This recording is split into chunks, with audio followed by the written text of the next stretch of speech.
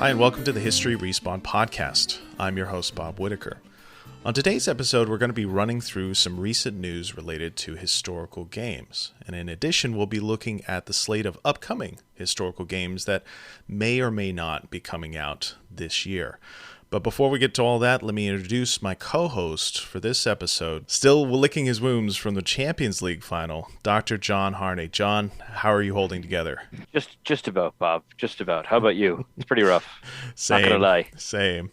Pretty rough. Listener, if you don't know what we're talking about, we are both big fans, diehard fans of Liverpool Football Club, and unfortunately, they lost the big game this past Saturday against Real Madrid. I mean, really, 14 championships. It's enough, right? I mean, they don't need any more. Why not give one more to Liverpool? That's my policy. And just the most depressing way possible, where like Liverpool were clearly better, but couldn't score a goal, and one of Liverpool's best players just kind of spotted them a goal. I don't know why he did that. He just decided, you know what, guys, it's too easy right now. Why don't you go ahead and let's see if that sparks us into life. But that's okay. That's okay. Yeah. So many listeners going, what are they talking about? Yeah, I know. It was terrible. Trust us, it was terrible. It went from being an amazingly magical, unbelievable season to being just a very good season. And yeah, that's true. And then after you lose a big game, I don't know if you do this too, John, but I basically delete all of my sports apps off my phone. I don't check Yes. social media, and I know. I don't do anything online, essentially. So if there's been any big history game-related news that's come out in the last, week, I haven't seen it. So apologies. All right, well, we're going to start with some recent historical game news. And the big news that came out, I think it was last month, was the news about the Strong Museum of Play. This is the kind of headquarters for video game history here in the United States. On the Strong Museum of Play, based in Rochester, New York, they have the World Video Game Hall of Fame, and they just announced a few weeks ago their new inductees for the 2022 class for the World Video Game Hall of Fame, and those inductees include Sid Meier's Civilization. So this is kind of a big tentpole, big touchstone in historical games. We just passed last year the 30th anniversary of the release of the first Civ game. And this game is finally inducted into the Video Game Hall of Fame, along with fellow inductees, including Miss Pac-Man, Dance Dance Revolution, DDR, as it's more commonly known, and then The Legend of Zelda Ocarina of Time. So, John, what is your reaction to having Sid Meier's Civilization finally included in the World Video Game Hall of Fame?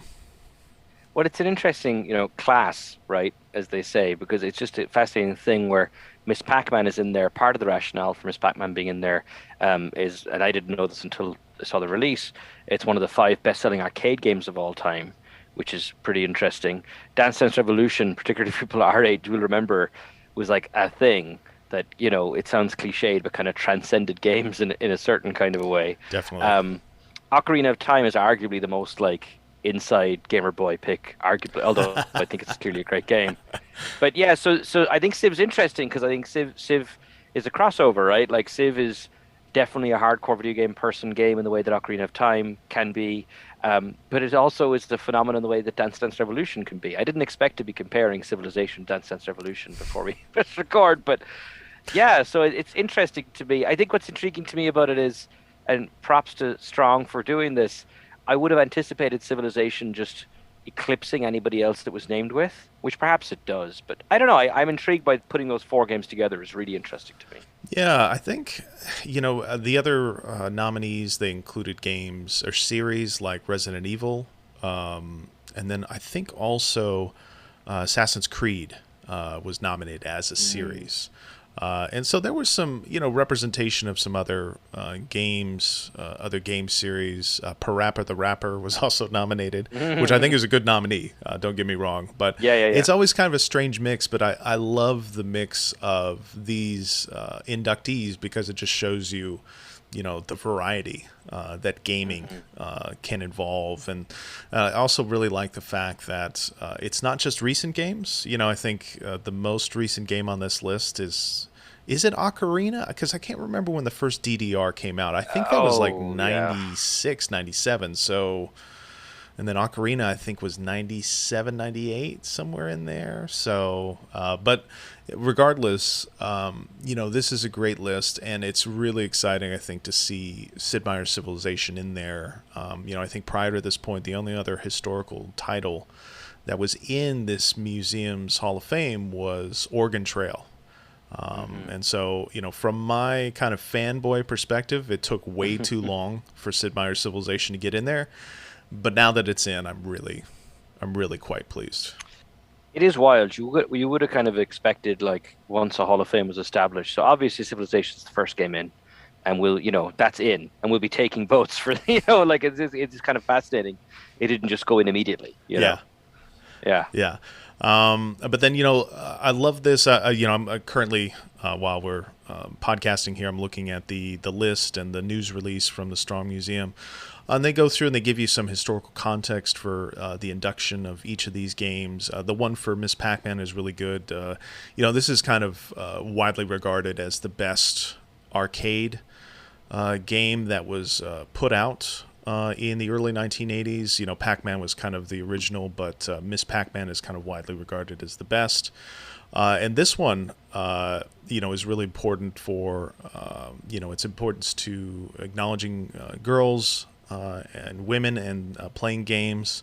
The Strong Museum, they put together a video for these inductees, and in that video they included some of the old advertisements from 1981, 1982 that showed girls in the arcade, which is something that kind of gets wiped away, I think, in most historicizing about video games and arcades in particular. And then DDR, of course, not only a Hall of Fame inductee, but I would say the sweatiest game in gaming history.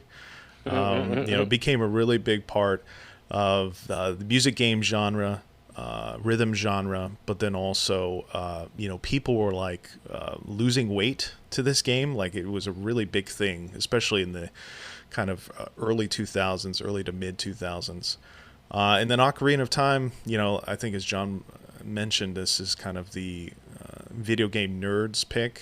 I'm pretty sure that they included other versions of Legend of Zelda prior to this point. And I think, looking at the description they've got here, I think they chose Ocarina of Time based on the kind of judge's recommendation, but then also to have some representation for 64-bit games, 3D action games, which is probably not that popular, I would think, even amongst gaming historians. I don't know what you think, John. About the 3D action games? Yeah, 3D action, especially those early ones on the Nintendo 64. Yeah, I mean, it's just thinking here as we're talking about, it's just an interesting period in gaming history as the late 90s, early 2000s, because I think the PS2, the PlayStation was this hugely successful thing, obviously. And I think it was kind of a shock to the system for people our age who, there was a Sega Nintendo, those were your options, and PlayStation's this new option, but PS2 is this stratospheric shift, right? It's this, like, I think in Dance Dance Revolution, for example, where you could plug pads into the PS2 and there's all these different things you could do. And there's all these things that we now think about. And sometimes I think we give credit to innovations later on that actually began with the PS2. And it's happening at the same time as these 3D kind of over-the-shoulder action games, which people are largely, I think, annoyed with. So it's just kind of it's just kind of super interesting. I never played Ocarina of Time, actually. No kidding. Wow. Yeah, I've never played it. Wow. I never owned a Nintendo 64, and maybe I'll get it. I'll have to get it one of these days. Yeah, Wow. but everyone else on the planet has the reaction you just had. It's just like, oh, that kid. Yeah, so it's hard for me to.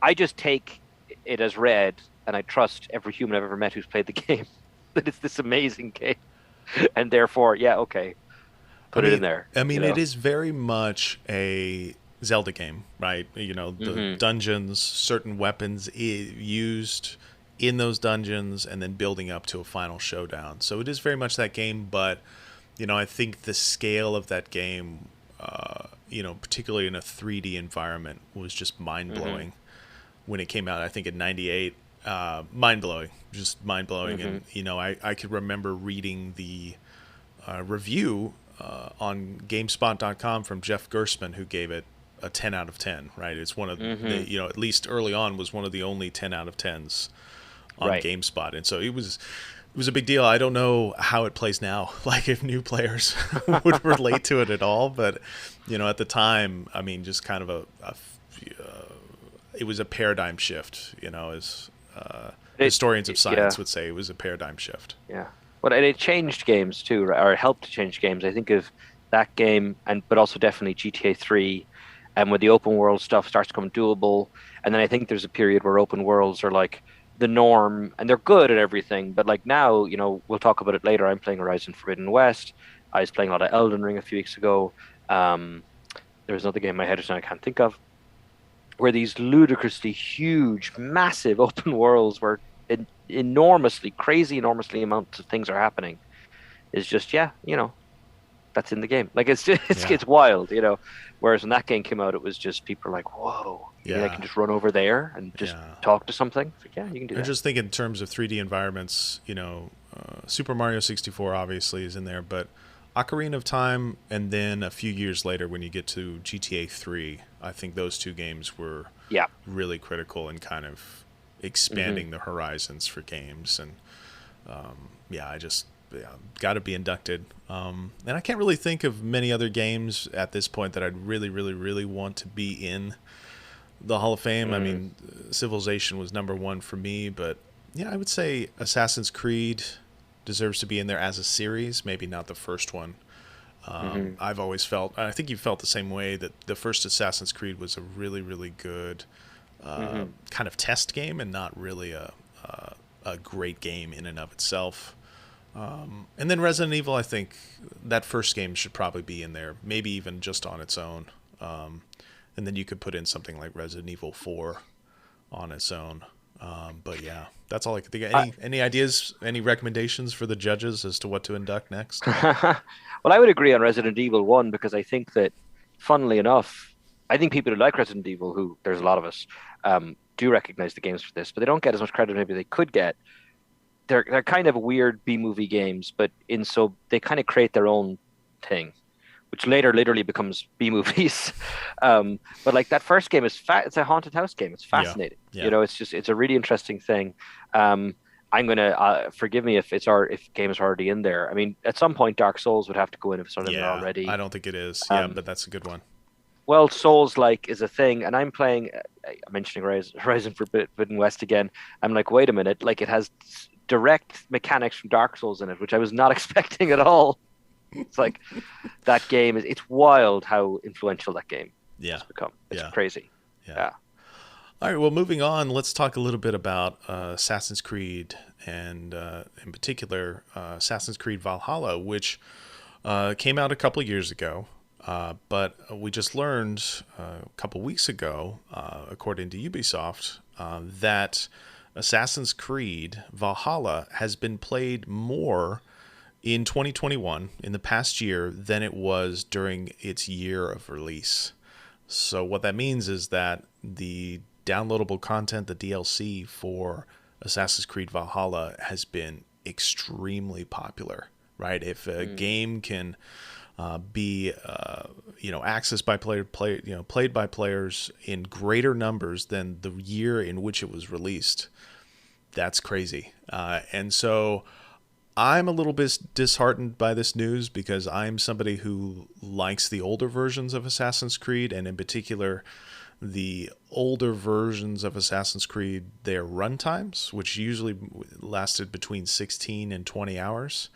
And so what this tells me, what this news tells me, is that the days of those games are well and truly gone now. And now we're going to be left with Assassin's Creed games that go on for 50 to 60 hours and include multiple pieces of DLC that are as long as older Assassin's Creed games. And so I'm happy for the series. I know a lot of people put a lot of work into these, and they are, relying a lot on historical research and using scholarship and employing scholars to create these games.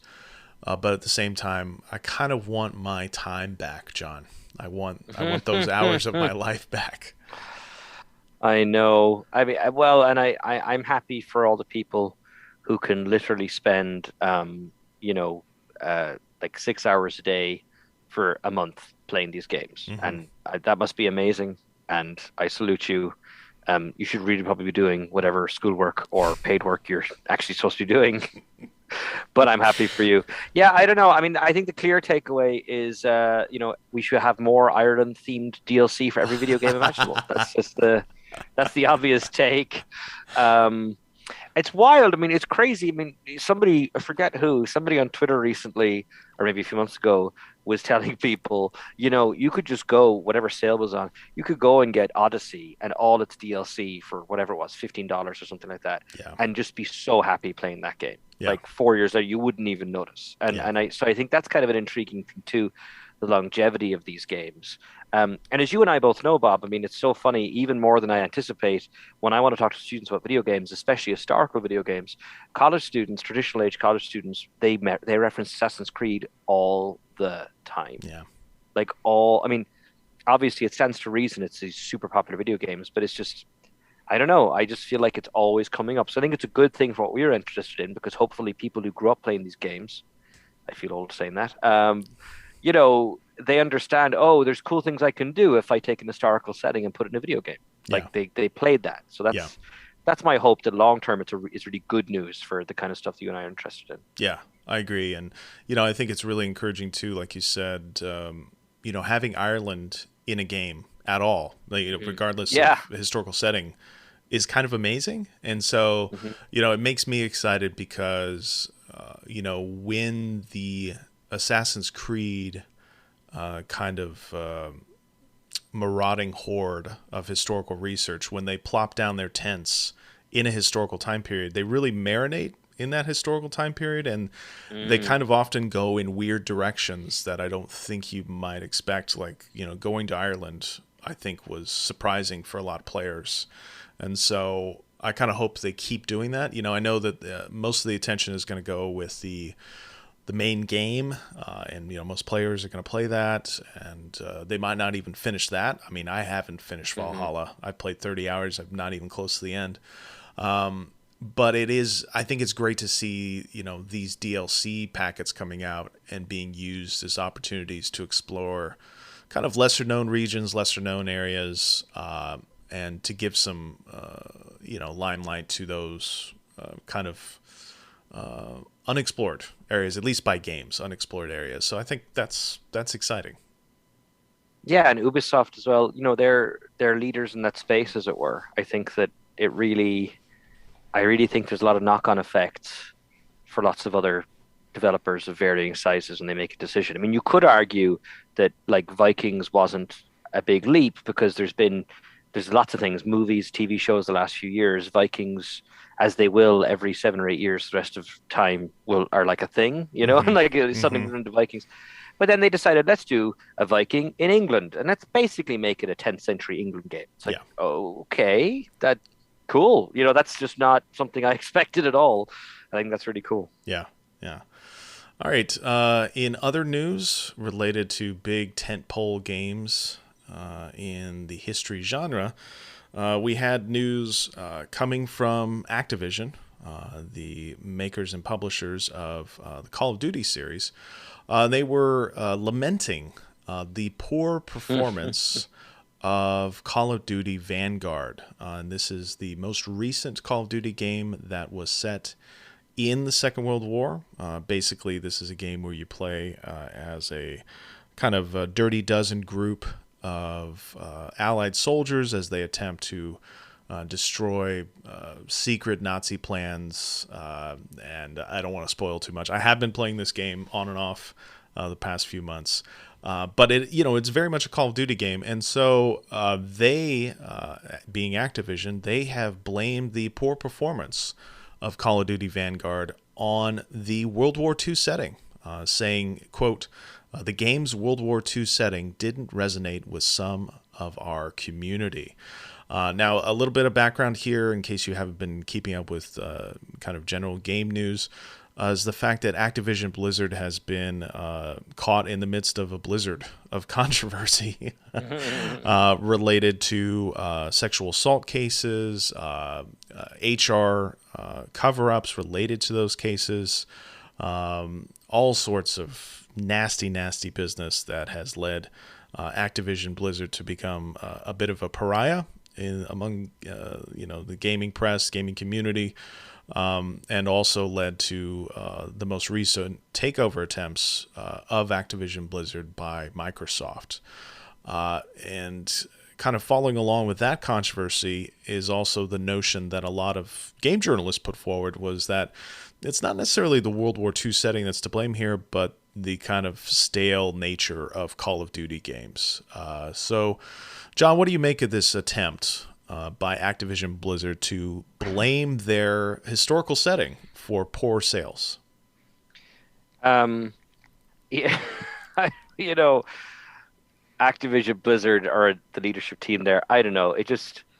I guess the word that comes to mind is flailing, I suppose. It's just such a weird thing to say. I mean, I don't know if you can correct me, Bob. I feel like World War II remains the most popular period of human history in terms of whatever you want to sell, whatever TV shows, whatever you want to make, people will come. They might kind of say, hey, how about we don't talk about France and English people all the time, which is fine because there's way more you can talk about. But I'm skeptical of that rationale. Well, what do you think? Because I feel like you definitely have some stuff to say about this. Yeah, I've been thinking a lot about World War II settings recently. I finally got to participate in the National World War II Museum's history conference, the Memory Wars conference that looked at public memory and the Second World War, and I got to do a panel for that conference on World War II games.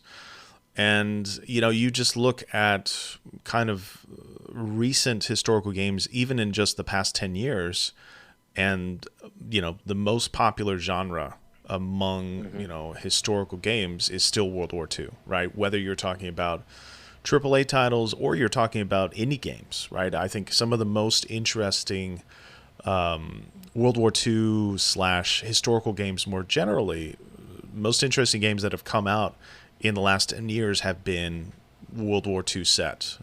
Stuff like, what's coming from Charles Games, Paint Bucket Games, and their most recent indie title set in the Second World War, Through the Darkest of Times.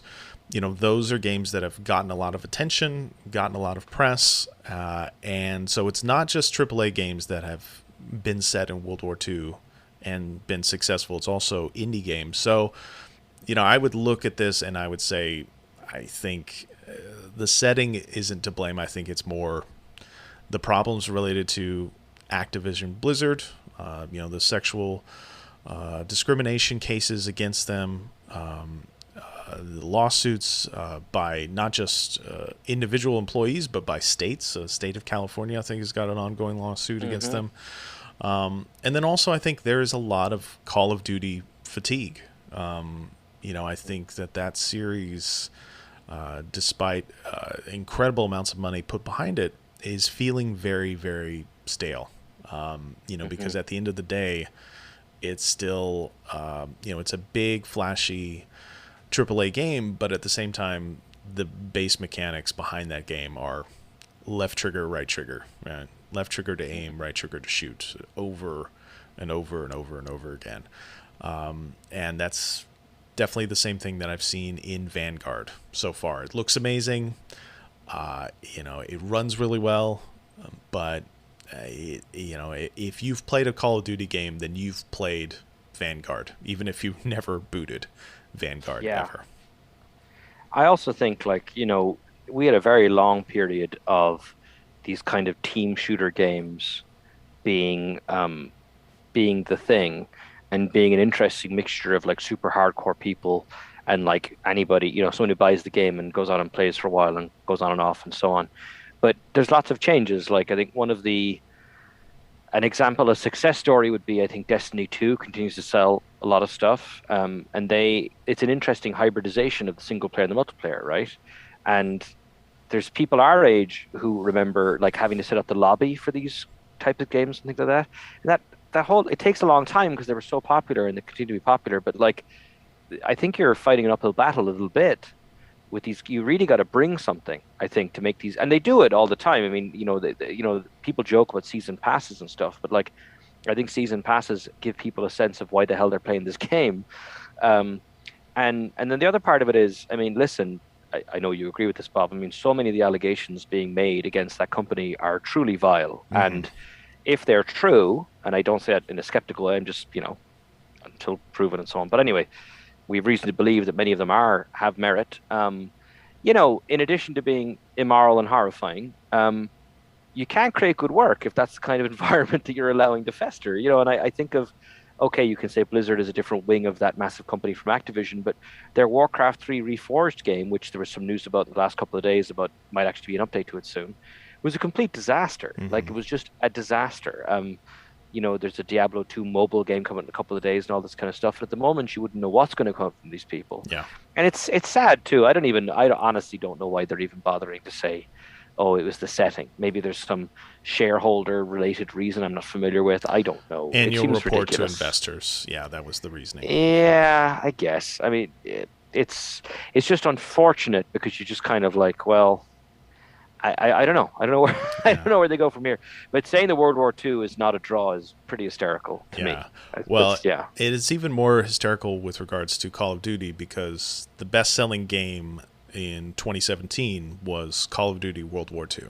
So you're telling me the market has changed completely in 4.5 years, 5 years? I don't know. Yeah. So I don't buy it. I don't buy it. Yeah, me neither.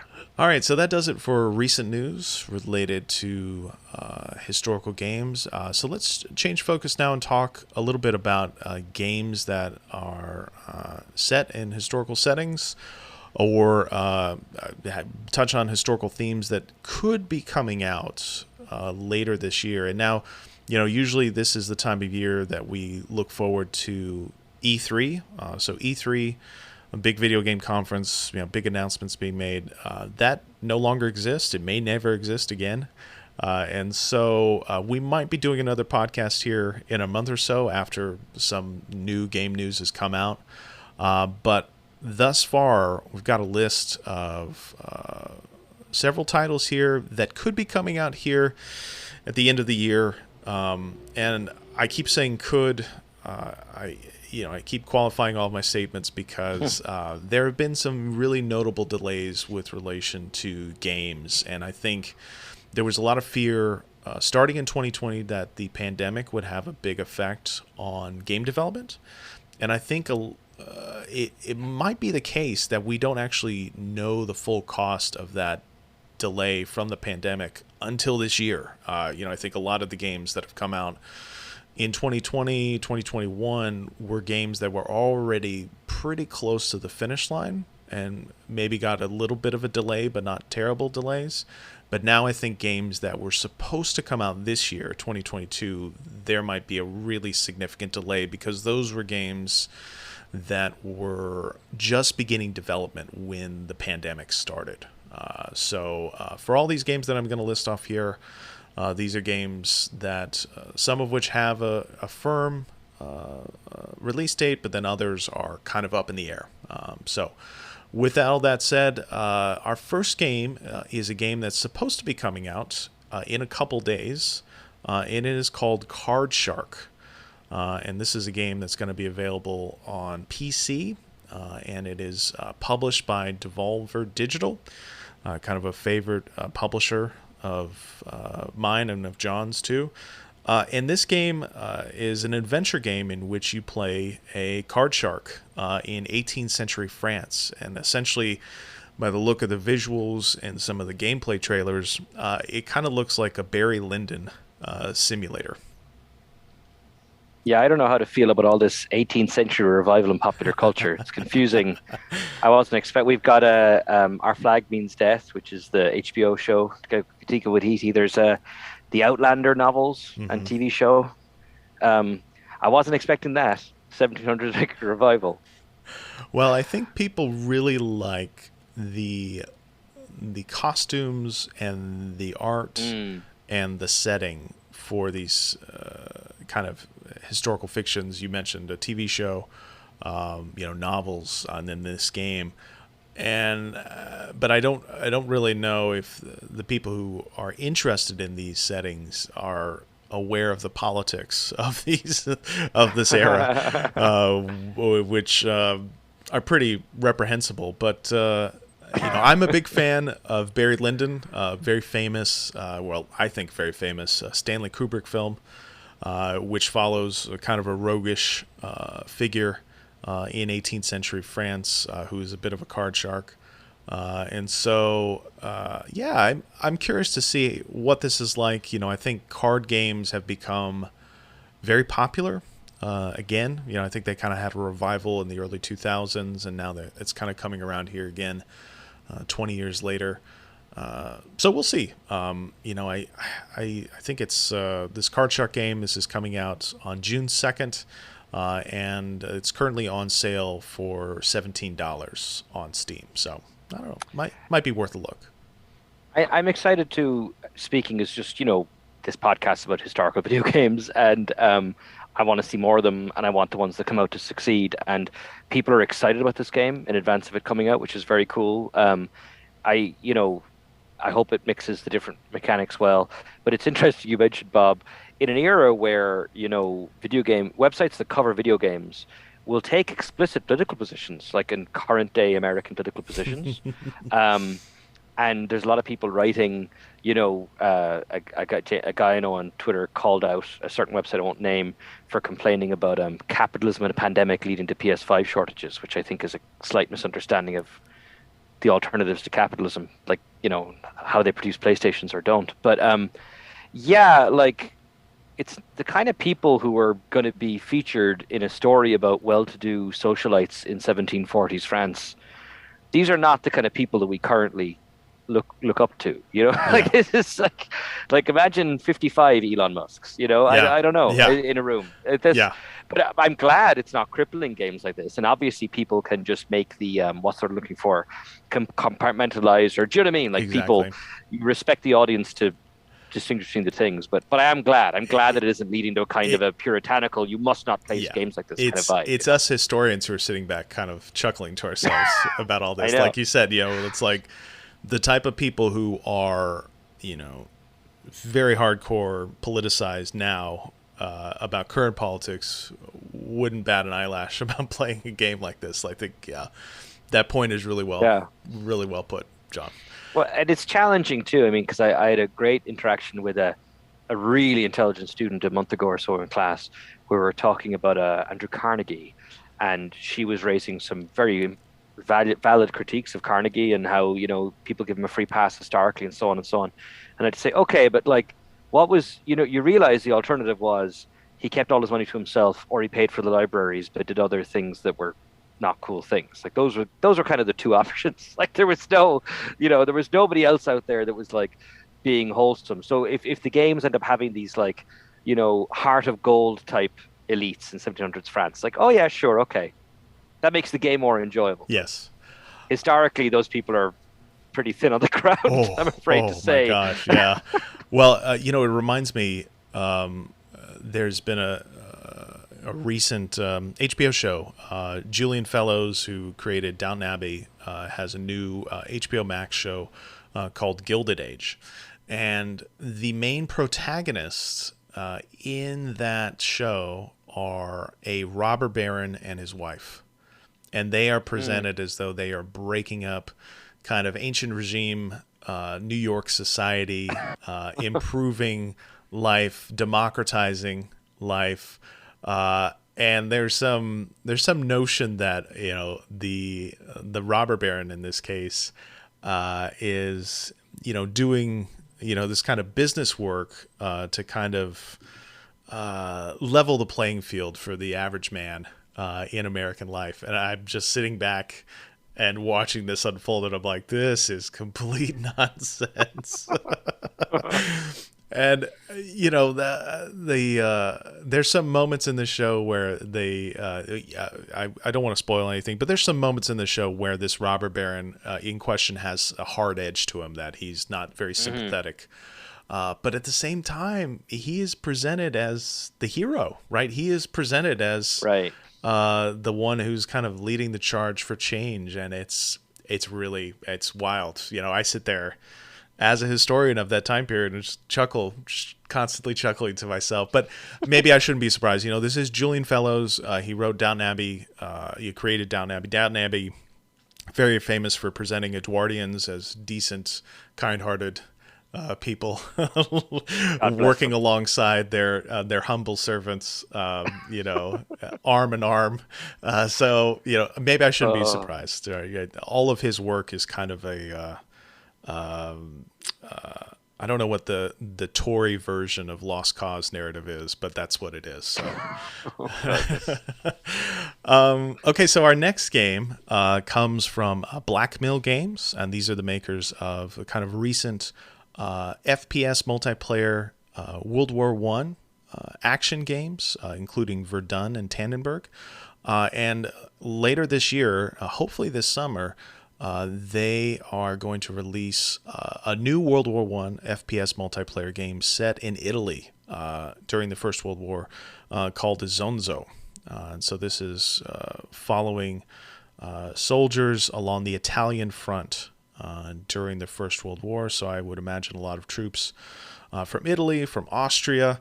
And Blackmill Games, their output has been really remarkable. They've done Verdun, I think was their first one in 2015. Tannenberg came out in 2017. So now we've got a new game, new setting, still First World War. And from what I can tell, their games, these World War I multiplayer games, have been very popular. So good for them. I hope it comes out this summer, but even if it doesn't, I wish them luck. Yeah, me too. We talked about this one before, I think, at some point during COVID, that big, or the lockdown phase of COVID. Yeah, I'm excited about it. It just seems I'm hopeful for them too, because I feel like it's familiar enough that it will get a lot of the audience they've gotten for previous games. But I don't know, this Italian front twist is cool. I'm excited for it. Yes, and as a historian, the Italian front is one that I don't know very well. I know that there was I think some campaign missions from Battlefield 1 that were set on this front. And again, it's kind of one of these remarkable things where we've got a historical game series that is exploring kind of lesser known areas of, well-known histories. And I think back to our earlier conversation here in this pod about Ubisoft and AC Valhalla, going to Ireland, right? And I kind of feel like this is a similar sort of thing, right? So if you look at the trajectory of these games, going to Verdun first, that makes a lot of sense. Everybody kind of knows a little bit about the Western Front. Tannenberg, okay, that's a bit more of a stretch. Eastern Front during the First World War. But now with the Zonzo, going to the Italian Front, I mean, this is something that doesn't often even get into history textbooks, particularly in the States. So this is cool. This is the kind of stuff that I like to see, that I'm interested in. And, hopefully it works for the developers. Hopefully it works for the player community. All right. Moving on and kind of moving into really not sure if this is coming out this year territory is Victoria 3 from Paradox. Now, this originally, I think, had a release date in late 2022, and now looking at the Steam page, it says the release date is to be announced. So, that doesn't bode well for the chances this might actually come out this year. But John is kind of our resident Paradox expert. What are your feelings about Victoria 3? I'm pretty skeptical it's coming out this year. I mean, I hope it does. I'm pretty skeptical. What I'll say real quick is that I think their updates have slowed a bit as well. I think that obviously all the developers are affected by COVID, as we talked about, and still are. I think with Victoria 3, I'm excited that game is coming out, and I'm very happy that Paradox is taking seriously the fact that making a game about 19th century imperialism in 2022 is something that has to be, they've got to tread carefully. And I don't mean for political reasons or being, the game being boycotted. I just mean in terms of to make it a better game and to think about how to talk about these things. That's a tough thing to navigate. And I think that because of the game company that they are, that's probably creating mechanical issues as well. Do you know what I mean? So because at the end of the day, if you're playing the British, you're going to be doing things that aren't great, really, because that's just the way it is, or any of the European imperialist states. So I suspect they've just got a lot on their plates. So Yeah. I'd love to be playing it before Christmas this year. I am skeptical. Yeah. Yeah. I'm just going down a list of their developer updates here, but they've got entries related to colonization, related to revolutions, related to the Opium Wars, related to the American Civil War.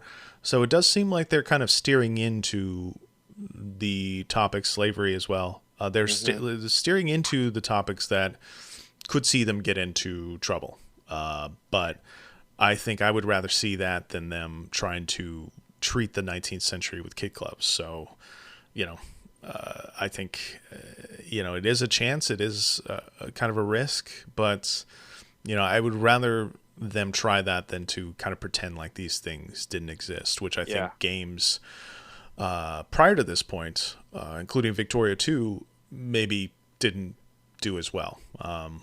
Yeah. I think I'm not quite sure how they're viewing it internally. I mean, obviously they're saying nice things about it, but I mean, it's a potentially incredibly ambitious game in the sense that they're Crusader Kings and Hearts of Iron games, which have made a lot of money for that company, and deservedly so. Hearts of Iron is kind of fixed. It's almost like a scenario, right? It's World War II, really. Yes. Crusader Kings is not like that at all, but at the same time, it's this medieval kind of focus and everything else. Yeah. EU4, Europa Universalis, those games are the true global sandbox games, and this strikes me as a golden opportunity to hit the two. So it's a sandbox game, but at the end of the day, if you want to go into Opium Wars, you can do that. Yeah.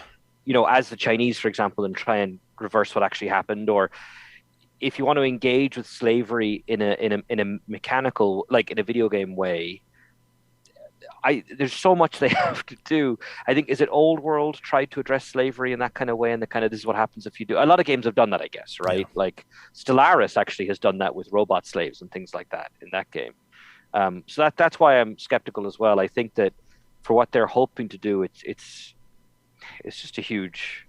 It's a huge chance. A huge ask. Yeah, it really is. Yeah, and it really is. I think it's interesting you compare this to their other games. I feel like.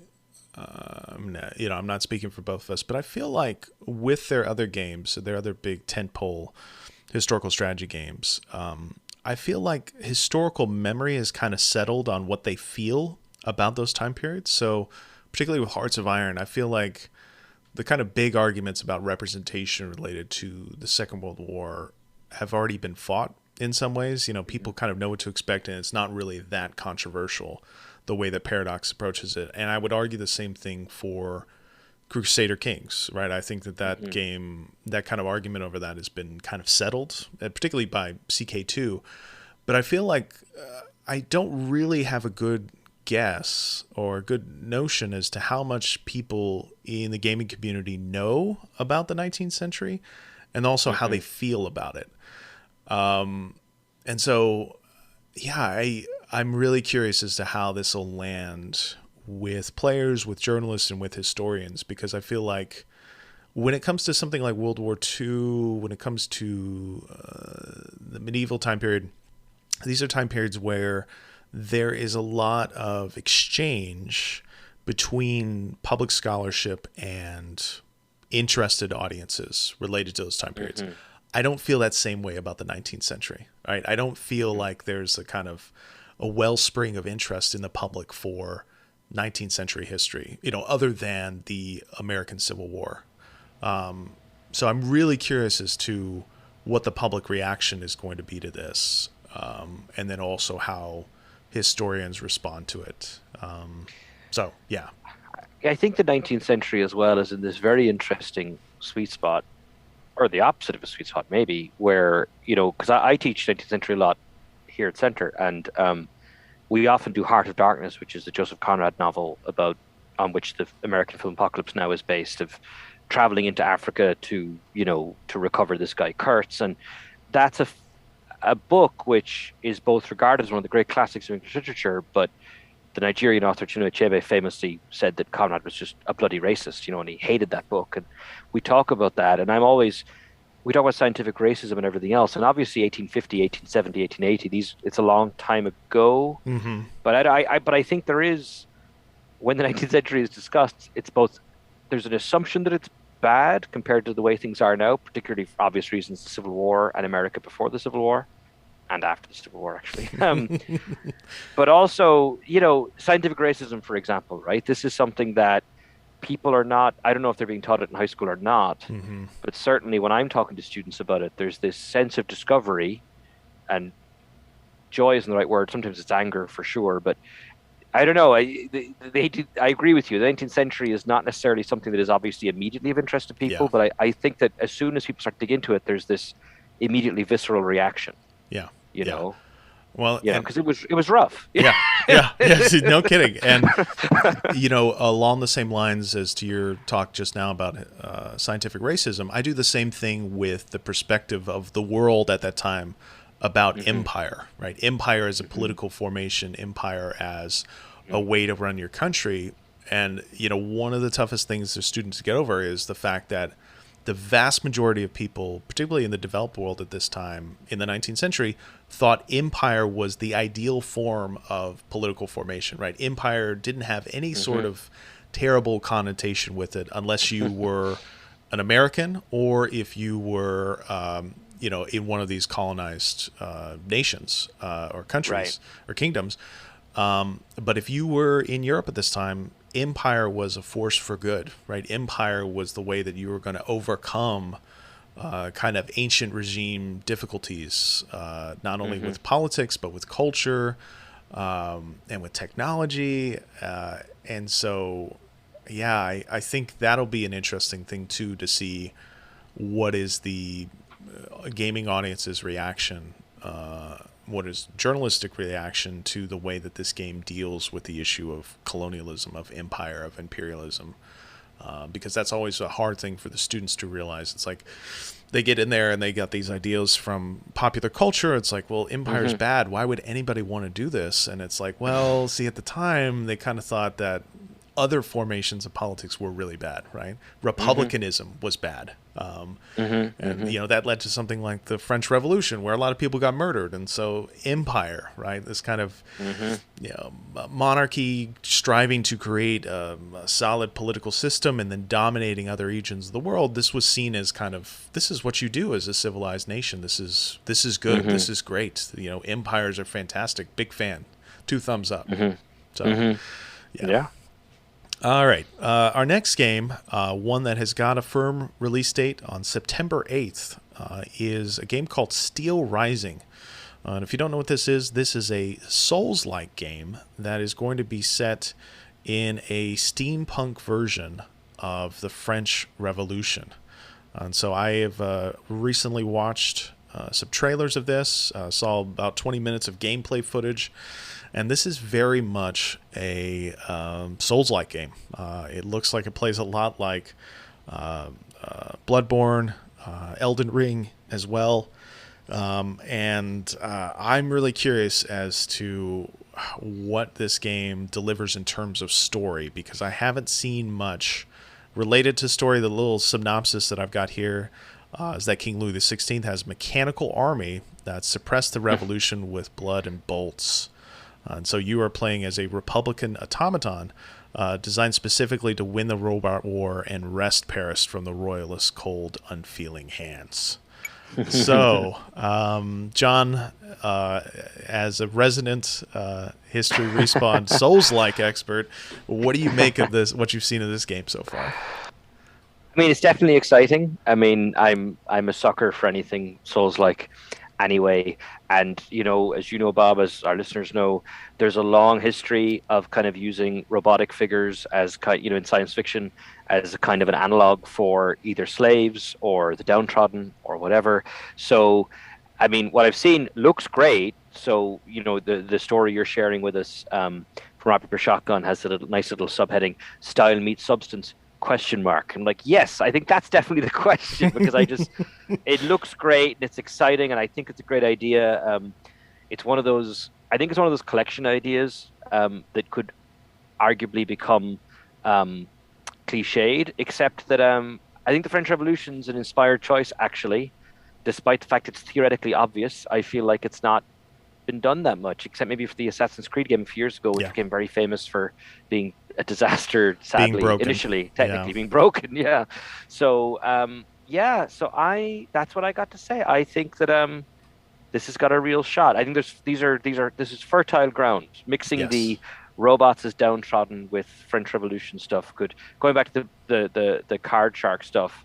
This is the antithesis of that, right? Go kill yourself some elites. Break up a party of elites playing cards or playing chess. Yeah, and, you know, grab them by the wig and mess them up. Yes, that's good. Yeah.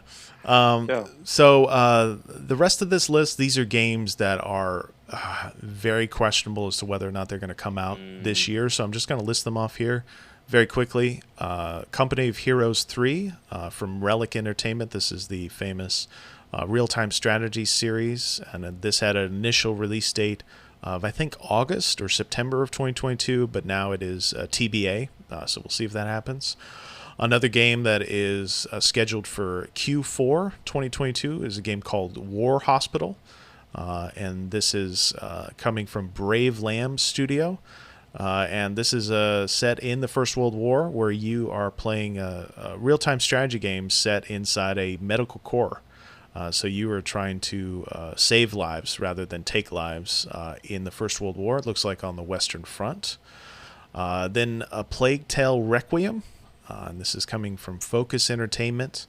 This is the sequel to A Plague Tale, which is a game that unfortunately History Respawn hasn't covered yet, despite it being out for many years, and despite it being a game that I have purchased on several different platforms. I've just never played it, and so I'm hoping that the release of this game, which may be coming out this year, will encourage me to finally get into it. And then you'll have to help me on the pronunciation of this one, but it looks like Inkulinati, and this is a game that is coming out from Yaza Games, and it is a game in which you play in medieval manuscripts, in particular the marginalia of medieval manuscripts with the kind of crazy animals, particularly rabbits, that have weapons and swords and spears and all of this. And if you've been on Twitter in the last 10 years, you've seen these pop up on your timeline. And this looks like it's still a planned release date of AD 2022. Not 2022, but AD 2022. And so those are some of the other games that are on my list. John, any thoughts on these potential upcoming 2022 releases? It's trite, just they all look really good. I'm excited about all of them. I think War Hospital in particular is really interesting. That's a long-running question of violence, video games, and so on and so on. But also, we're always going to have games where you shoot things and blow things up. So, War Hospitals, I love their animating idea. So that's exciting, and it looks great. Looks like a beautiful game. So. Yeah. I think that's the one I'm most interested in out of this list. Although Company of Heroes, this is a series that was very popular. I think the first Company of Heroes came out in 2006, and that game was remarkable because it kind of revitalizes real-time strategy games, that genre, when it looked like that genre was dead. And then all of a sudden in the mid-2000s, that game comes out and was extremely popular. And then real-time strategy games kind of went through another renaissance, maybe with StarCraft 2, and then it finally died, and then it died for good.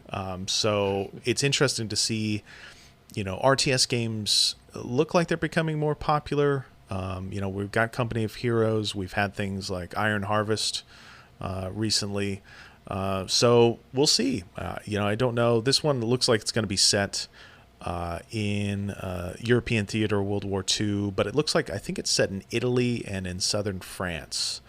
So kind of a area of World War II history that doesn't get covered nearly as much as, say, Battle of the Bulge, or even Russia and Germany on the Eastern Front. So yeah, I'm curious. We'll see what happens, and we'll see if these games come out. And good luck to all the developers working now. I'm sure many of them may be coming back into the office. I don't know, but stay safe, and hopefully you can avoid crunch as well. As we all know, that's kind of really awful part of game development. But hopefully these things come out and they're successful, because I think like John said earlier, we all want good and interesting historical games. I think it helps us, and it helps the show as well. I think it's really great. It's great to have these games. Okay, so that does it for kind of historical game topics in the news. It does it for upcoming releases. So let's change now to talking a little bit about what John and I have been playing recently. And John, why don't you go first? I feel like I've been talking a lot during this episode. So tell me a bit about what you've been playing, either historical game or otherwise. Well, I guess it's been a while since we met, because I actually played a whole bunch of Elden Ring, like everyone else in the world apparently. That incredibly great selling game, and I'm nothing to add to that extremely heavily covered game, except that I also liked Elden Ring. And if you've never played a Dark Souls game, you should consider Elden Ring. It won't be easy, but there's things that make it accessible. More recently, I've been playing Horizon Forbidden West. Which, have you finished that game, Bob? I did, yes. Okay. I think I played it for about 45, 46 hours or so. Oh, goodness. Okay, well, I'm a couple hours in, so let's see. Maybe it'll be my the summer of John playing Horizon every night. But I really like the first game a lot, and we've talked on this podcast before about how I think that first game can and should be considered kind of an historical game in lots of ways. I'm only a couple hours into the sequel. The sequel doesn't feel historical in the same way, in the sense that that the first game was all about kind of unraveling the mystery of so for people who don't know, these games are set in some kind of strange world where human beings are in a kind of a tribal-ish, not super developed in most ways, technologically kind of societies, and the landscape is controlled by robots that look like dinosaurs or other kinds of ancient kind of creatures. And over the course of the first game, I won't spoil too much, you discover this is a post-apocalyptic scenario, a dystopian scenario. So this is our world 1,000 years in the future. And I feel so far in the sequel that's kind of like, yeah, we settled that part. And at least so far, the game is about finding a way to save the world that the main character inhabits. But while saying that, I love it. Like, I'm currently at a very early area in the game, which is characterized by these massive satellite dishes. And one of the kind of, I don't know if you call them factions or not, or communities in the game of NPCs, they have converted these massive kind of, late 20th century era satellite dishes into places where they live. And the game is full of stuff like that. And I love it. And I just love this. I love this about video games.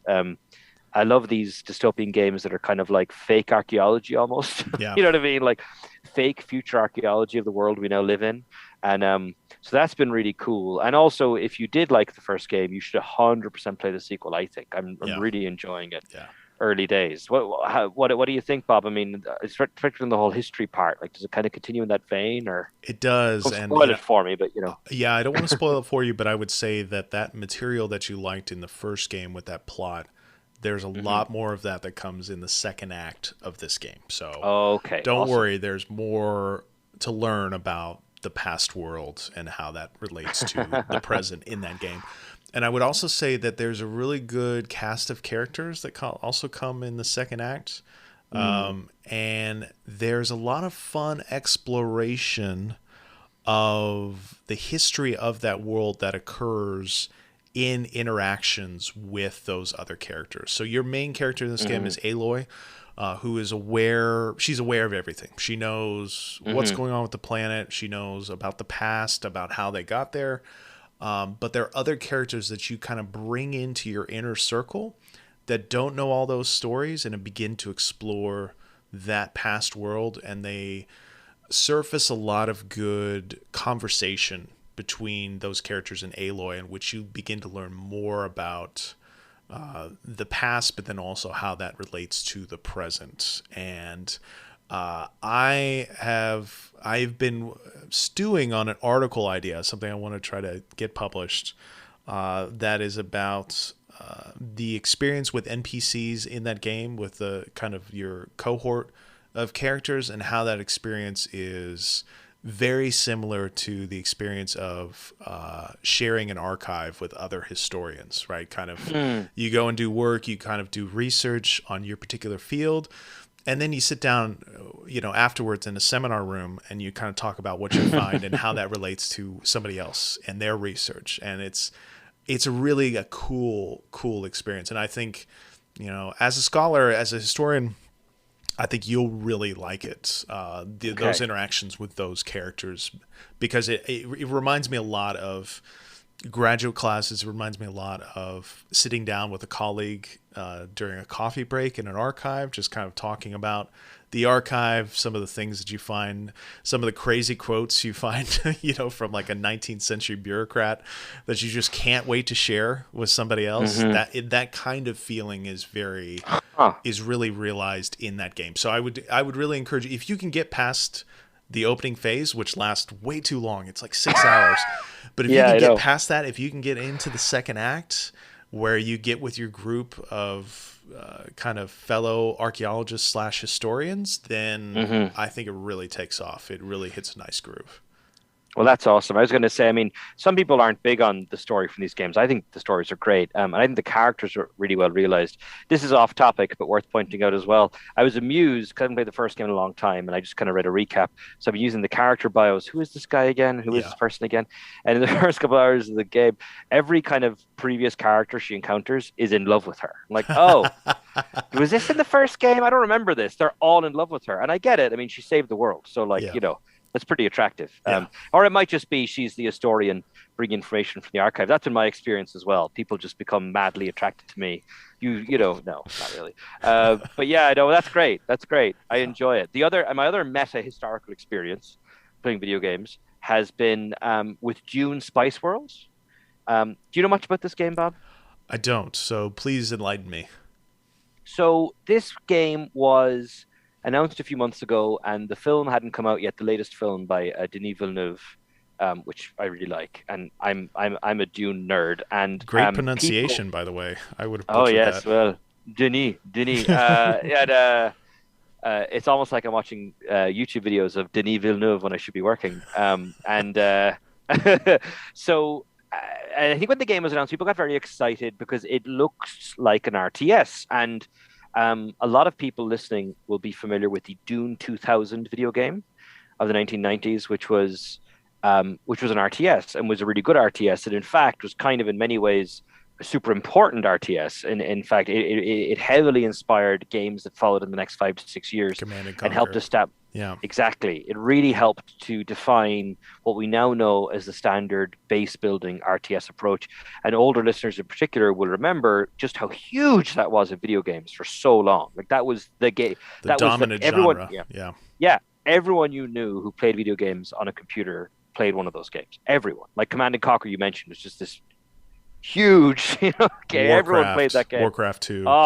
Yeah, and then later on StarCraft 2, and so Dune 2000 was really important. People got excited. So the game now is still in early access. So it's not quite an RTS. It's actually kind of an interesting hybrid of kind of a civilization type game and an RTS.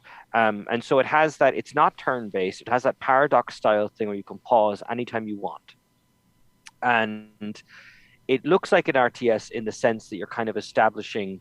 You're building buildings that allow you to either train certain kinds of troops or to gather certain kinds of resources. That's an RTS function that's there. But the rest of the game really is a civilization type game. There's a tech tree, which actually has a big impact on what you can actually do.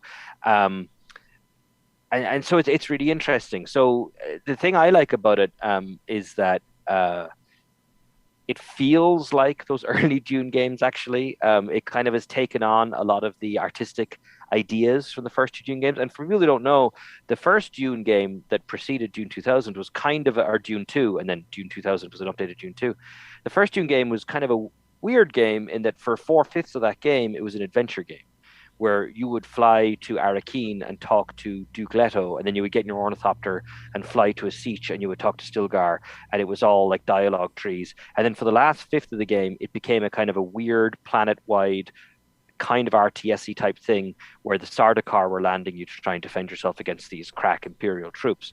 I loved that game. Thoroughly weird and strange game. And so what I like about Dune Spice Worlds is those guys have clearly played those games or are familiar with them, and it feels like those games. It's a beautiful looking game.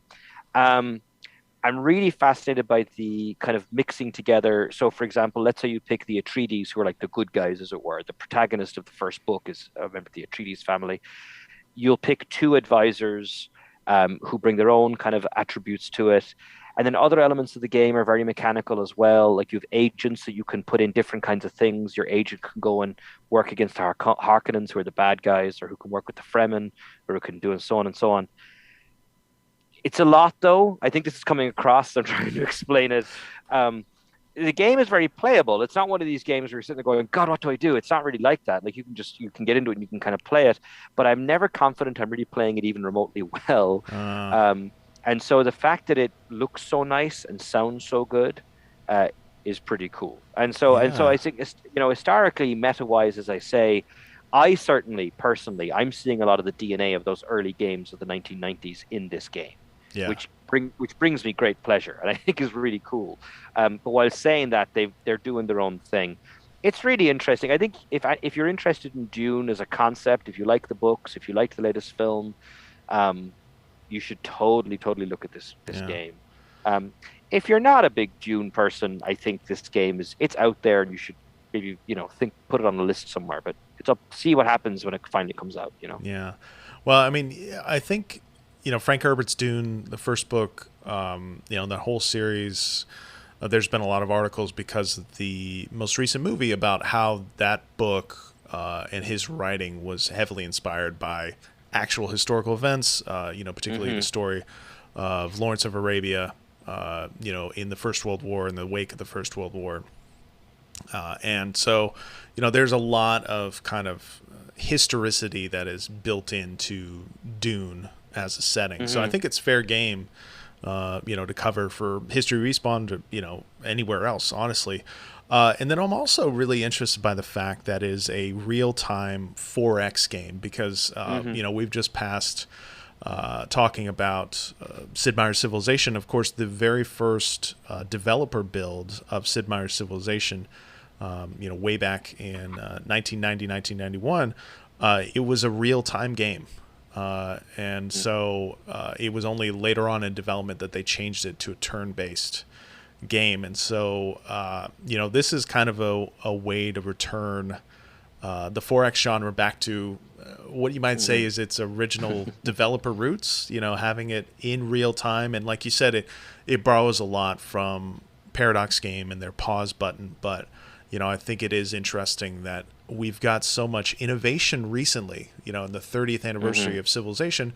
We've got so many new innovations with 4X games, whether that's coming from Amplitude with Humankind or, coming from Mohawk with Old Worlds or, this Doom Spice Wars game. I think it's really exciting. As a fan of 4X games, I'm really intrigued by this. And I would say the only thing that puts me off is the fact that it's early access. I just have had bad experiences with early access games. But from what you say, I mean, it sounds like it plays pretty well so far. It plays pretty well. I think that, people who've reviewed it have talked about this as well. I think whereas Civ is so successful at locking you into the one more turn type thing, Dune Spice Wars struggles a little bit, actually. I think it's hard. I think they're still fine-tuning how the pacing of a playthrough is going to work, because it kind of seems to be designed as a game that you'll just play as the Atreides and come back and play as the Harkonnen, and it's not really. I think it's being thought of as a come in and out type experience, or play it a certain way experience or playthroughs, multiple playthroughs type game. But I find I'm hectically, manically trying to keep things in some kind of control, and then suddenly I'm just kind of sitting there watching stuff. It just kind of stops. Yeah. So it's kind of I think they're still fine tuning that kind of stuff. But like I said, it looks beautiful, it sounds beautiful, and yeah, I mean, for people who don't know, in the books, there's these huge themes of jihad and all the other things, and this notion of the inevitability of violence and destruction, rooted, as you just said, in these historical terms. It's also a very important book, I think, in terms of how science fiction writers talk about ecology and like Yes. the environment. Of course, Yeah. that's the whole concept of a desert planet being deliberately kept sterile for economic reasons. And I haven't seen a lot of that yet in the game, but that might just be because I haven't made enough progress in the game. So let's see. Yeah. Well, great. Awesome. I'm glad to hear that you're enjoying it, at least. I've been very Yeah. skeptical, but, I think I might have to dive into it, especially because so many planned releases, not just historical game releases, but just game releases have been put off into next year. Like, there's really kind of not much coming out the rest of Yeah. the year. So I might actually have to play through some of my gaming backlog, which has been gathering digital dust. Everyone's saying that. We're all saying that, and I still find ways to like. I'll probably be playing Card Shark Thursday night. It's just kind of. Let me talk a little bit about what I've been playing, and this next session is called Bob's Embarrassment of Riches and the embarrassing gaming tech that he buys because of those riches. So for the longest time, the past decade or so, I've been extremely poor, right? I've had student loan debt. I've had very poor paying jobs. And now in the past couple of years, I've got a little bit of money. Student debt is gone. And so now I've been finding out what I would spend my money on if I had cash. And it turns out it's a very expensive video game hardware. So over the last 6 months, I purchased a Oculus Rift 2, Quest 2, from Meta or Facebook. I kind of had to hold my nose when I did that. But I was really interested in playing some virtual reality. I hadn't gotten a chance to do that except at gaming conferences. And in particular, I was really interested in playing Medal of Honor Above and Beyond, which is the VR World War II game coming from Respawn Entertainment and published by Electronic Arts. And if you've been following History Respawn, you know that I just did a podcast recording with Peter Hirschman, the director of this game. And Peter Hirschman was at the very beginning of the Medal of Honor series, famous World War II FPS series that came out originally on PlayStation way back, I think in 98, 99, somewhere in there. Very popular series that helped to encourage, actually, Call of Duty. Vince Zampella and others who worked eventually on Call of Duty for Activision, they started out as developers on the Medal of Honor series. So there's a lot of kind of shared DNA between those two games. And while Call of Duty has kind of gone off and become, this multi-billion-dollar property, Medal of Honor had always kind of cleaved closer to the historical record and had, as a result, I think, become less exciting, less popular than Call of Duty. But here in 2020, they released a game for Oculus called Above and Beyond, and this is a game that's definitely a throwback to those old Medal of Honor games from the late 90s, early 2000s. And you are playing as an American OSS officer who is running around in Europe during the Second World War, joining up with the French resistance, fighting against the Nazis in all sorts of different areas of the world. And it also includes a really fascinating collection of historical documentaries, nonfiction documentaries, that included the short documentary called Celeste that won the Academy Award, the Oscar, for Best Short-Form Documentary at last year's Academy Awards. So really amazing piece of kind of historical storytelling that comes wrapped in a VR game, which I think means that not many people have played it, unfortunately. And I would say that, for myself, I've really enjoyed my time with this game. It definitely ticks all the boxes from older Medal of Honor games in terms of the action, in terms of the gameplay. But I would say that I've been having a little bit of trouble with this game, but then the Oculus in general, because I've been getting a little seasick from playing VR games. And the Oculus Quest 2, it is a headset version of room scale VR. So when you get in there, you can literally paint. You do a digital paint job of your living room or wherever else you're playing, and the Quest 2 remembers the boundaries that you've set using the paint, and so you can play room scale VR games as though you've got sensors set up in your house. And so I've been able to play this game and other VR games for about 30 minutes to 45 minutes. But then after that, I start feeling a little nauseous, and I have to put the set down. So I played this game for about 4 to 5 hours, I would say. But there's a lot more content that I just haven't been able to get through because I don't feel well enough playing VR. Yeah, that's the story.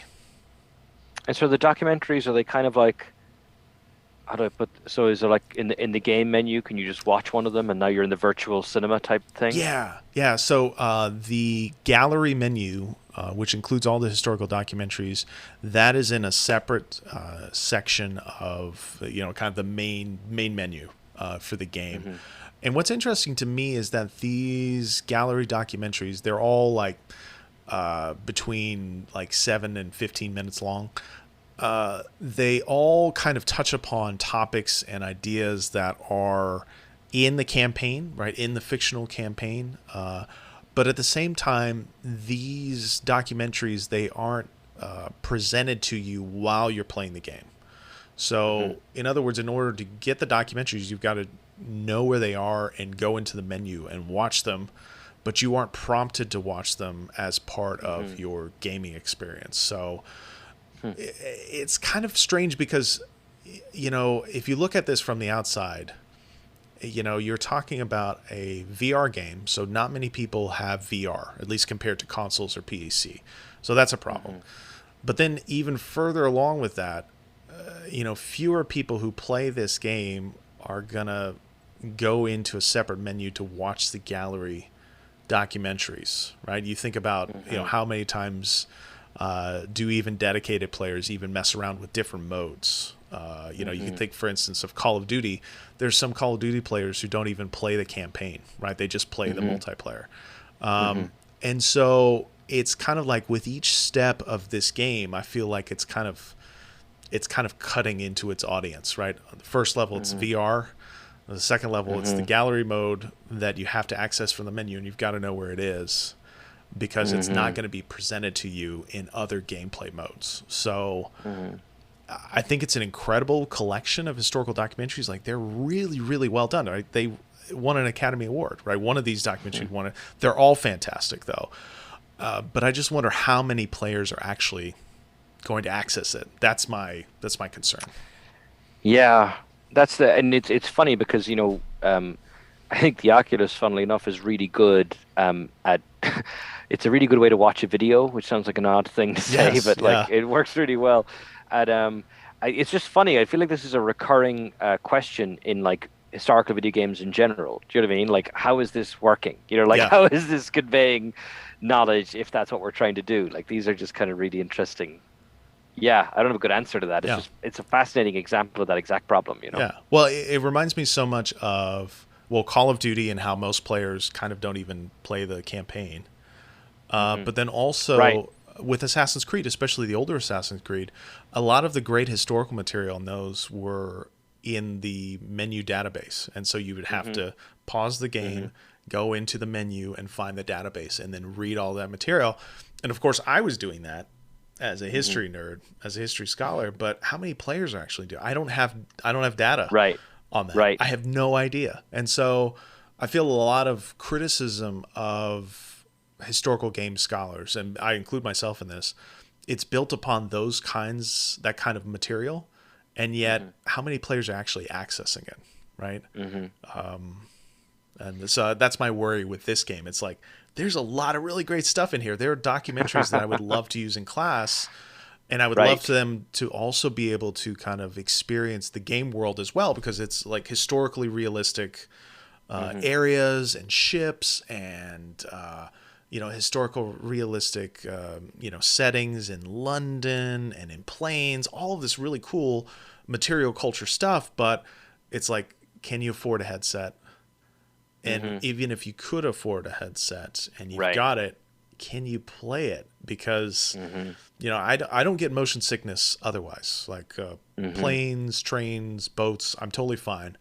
But with this, after about 30, 45 minutes, I'm starting to feel a little sick. So, yeah, I wonder. I don't know if VR is quite there yet. It's interesting too, I think, of what we've done before in the classrooms. We talked about this at the conference there back in January. But there's different ways you can experience a video game together as quite a large group, depending on how large the group gets and everything else. So one of the things you can do is throw a game up on a big screen and let one of the students control it. And if it's the kind of game that allows for it, you can all vote on what to do. And there's all these different things you can do. But I'm currently trying to figure out, if I had a couple of VR headsets for a class of like 15 people, and I really want to build in this VR experience, or I want everyone to play half an hour of such and such a game. Just those kinds of logistics, are difficult to figure out. Well, how would that work? And can we do it in the classroom, and so on and so on and so on?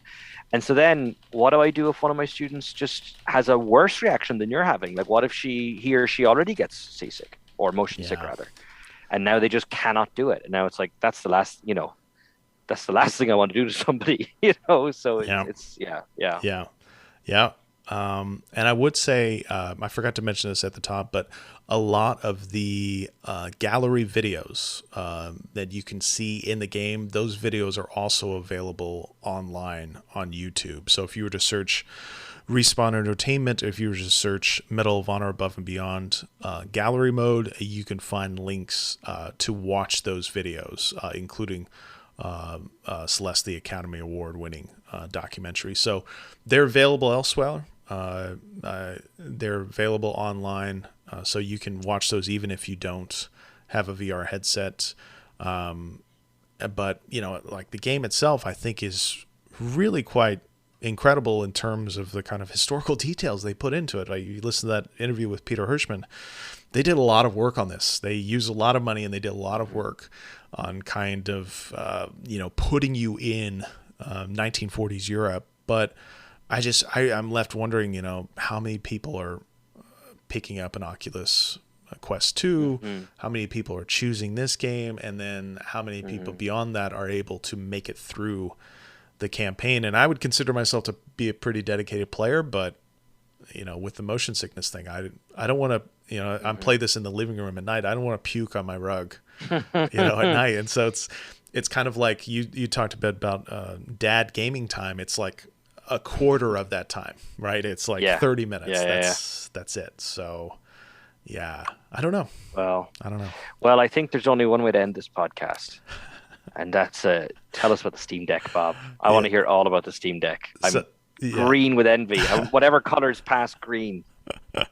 So in other terrible Bob purchases, I got my hands on a Steam Deck. And so for those of you who don't know, a Steam Deck, Steam is the kind of online PC gaming platform du jour. This is run by Valve, software and hardware company now, and they have come out with a portable gaming console called the Steam Deck, and it is about, I would say, maybe 1.5 times bigger and heavier than the Nintendo Switch. So it is a really substantial console. And so I put in for a pre-order of the Steam Deck, I think back in early 2021. And I learned back at the beginning of May that my order was ready.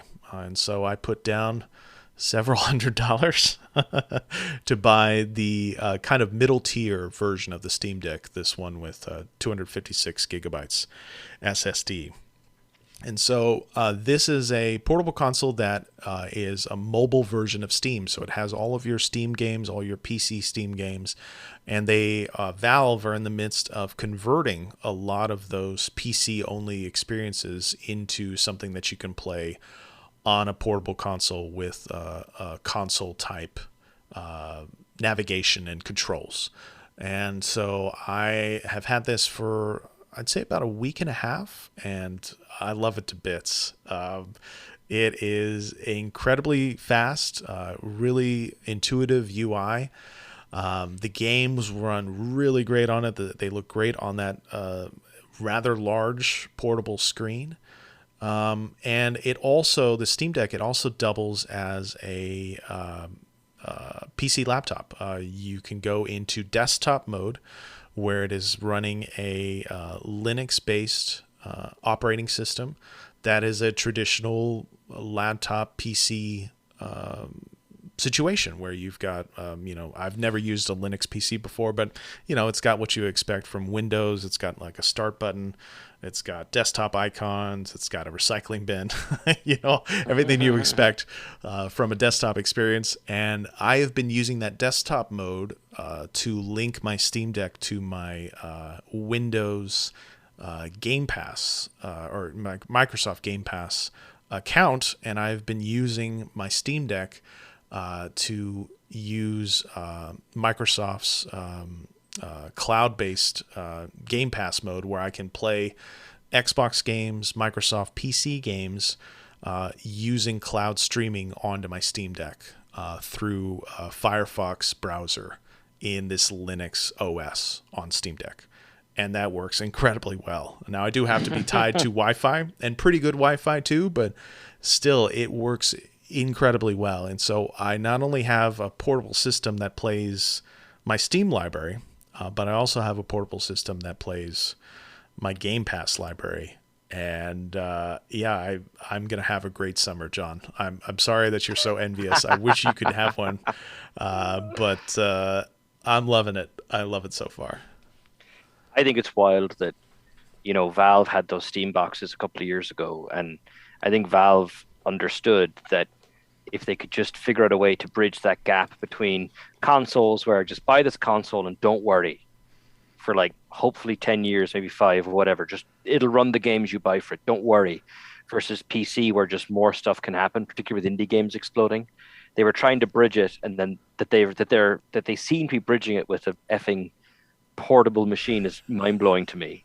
Good for them, that's what I say. Good for them. Well, I think they understand that a lot of players, they expect portability, right? A lot of most people who play games, quote unquote, play it on a mobile platform. They play it on their phone. And so this kind of system, it's just kind of one step up from having an iPhone or having an Android phone.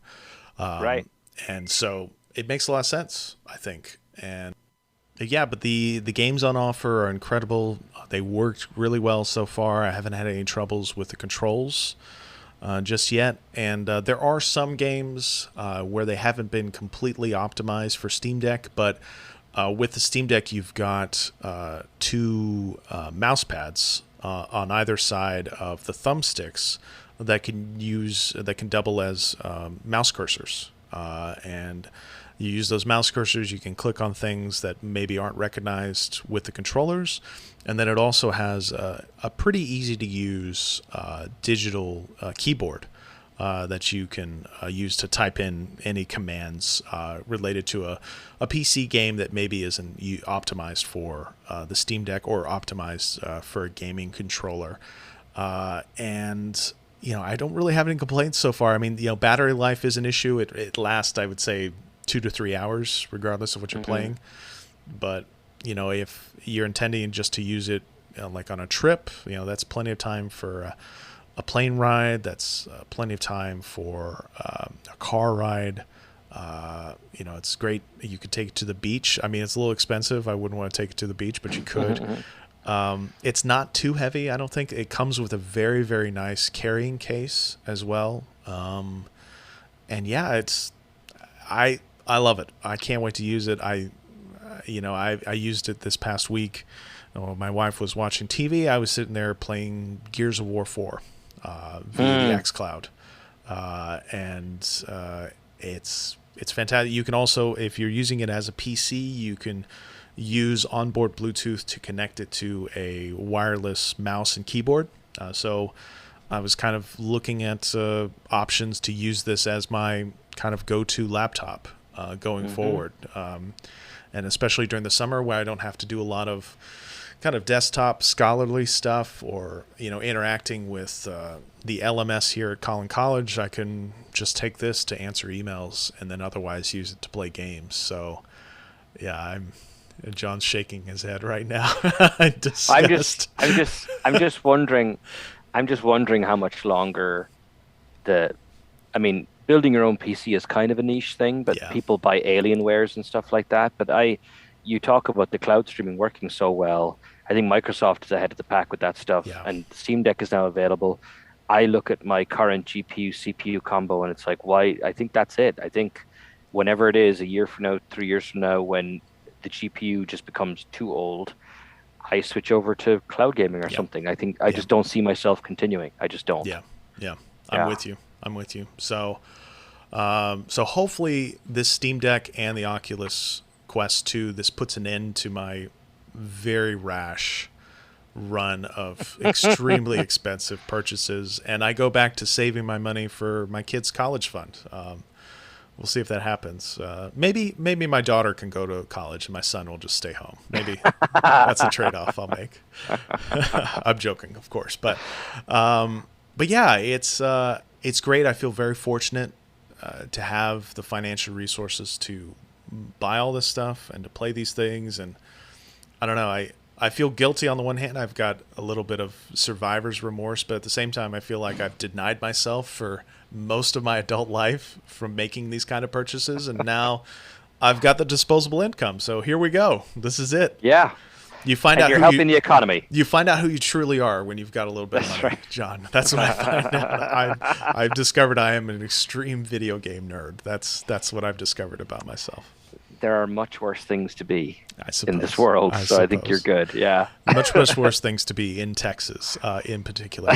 Oh, God, yeah. So on that note, I think that brings the end of this episode. John, thank you very much for getting online and talking a little bit about games with me. Thanks, Bob. It's always fun. Always.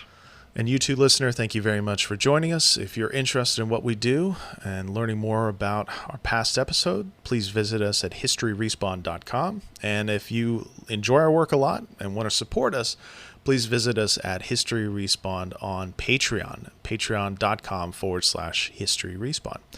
And until next time, goodbye.